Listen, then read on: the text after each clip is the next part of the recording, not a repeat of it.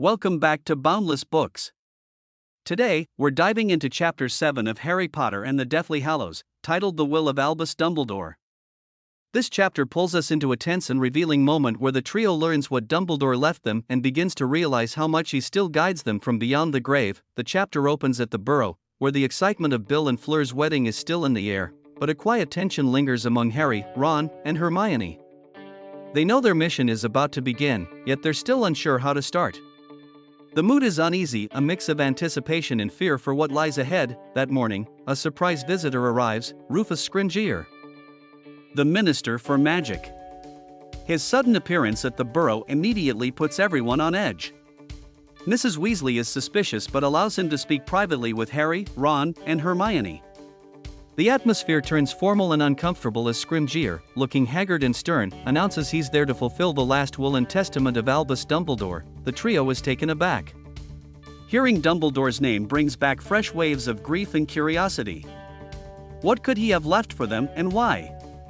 Scrimgeour begins reading from the will, explaining that Dumbledore left each of them something personal and, perhaps, deeply meaningful. First, to Ron, Dumbledore bequeaths his Deluminator, the small silver device that can capture and release light. The inscription reads, "In the hope that he will remember me when he uses it." Ron is puzzled and touched, not realizing yet that the Deluminator will play a crucial role in his journey later. Next, to Hermione, Dumbledore leaves a beautifully illustrated copy of the Tales of Beedle the Bard. It's a children's book filled with wizarding fairy tales, but Dumbledore's note says he left it in the hope that she will find it entertaining and instructive.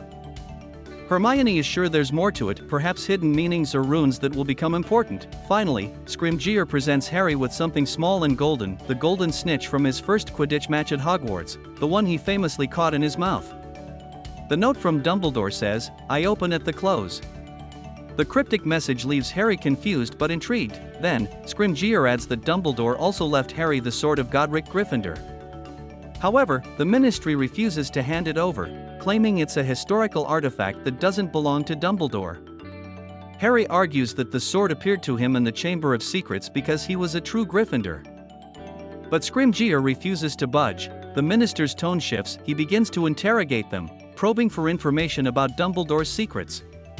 He hints that the trio might be on a mission Dumbledore never revealed to the Ministry. Harry stands his ground, reminding Scrimgeour that Dumbledore trusted him, not the Ministry, and refusing to share anything. The confrontation grows tense. Scrimgeour accuses Harry of being Dumbledore's man through and through, to which Harry proudly replies, "Yeah, I am." With that, the Minister storms out, frustrated and defeated. After he leaves, the trio examines their gifts again. The mood turns contemplative. What did Dumbledore mean by these objects? What's hidden inside the snitch? What's special about Hermione's book? Could these items be clues to the mission Dumbledore set for them, the quest to destroy Voldemort's Horcruxes? As they discuss these questions, they realize how mysterious and wise Dumbledore truly was. Even in death, he's guiding them, but in riddles they'll have to solve on their own. The moment marks the quiet beginning of their journey into danger, trust, and discovery. Key moments in the chapter include Rufus Scrimgeour's surprise arrival at the Burrow, the reading of Dumbledore's will, Ron receiving the Deluminator, Hermione receiving the Tales of Beedle the Bard, Harry receiving the golden snitch with the inscription "I open at the close." The Ministry refusing to give Harry the sword of Gryffindor, Scrimgeour's confrontation and Harry's defiance. Differences between the book and the movie. The entire will reading scene with Scrimgeour is omitted in the movie. Harry, Ron, and Hermione simply receive their items without any Ministry confrontation. The tension between Harry and the Minister, highlighting Harry's loyalty to Dumbledore, is much stronger in the book.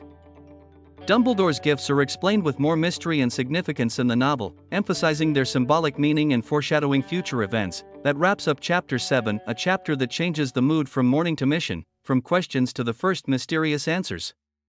Let us know your favorite line or moment from this chapter in the comments below. If you enjoyed this breakdown, please like, subscribe, and share to help Boundless Books grow, and don't forget to comment your thoughts on Dumbledore's phrase, "I open at the close." Join us next time for Chapter 8, The Wedding.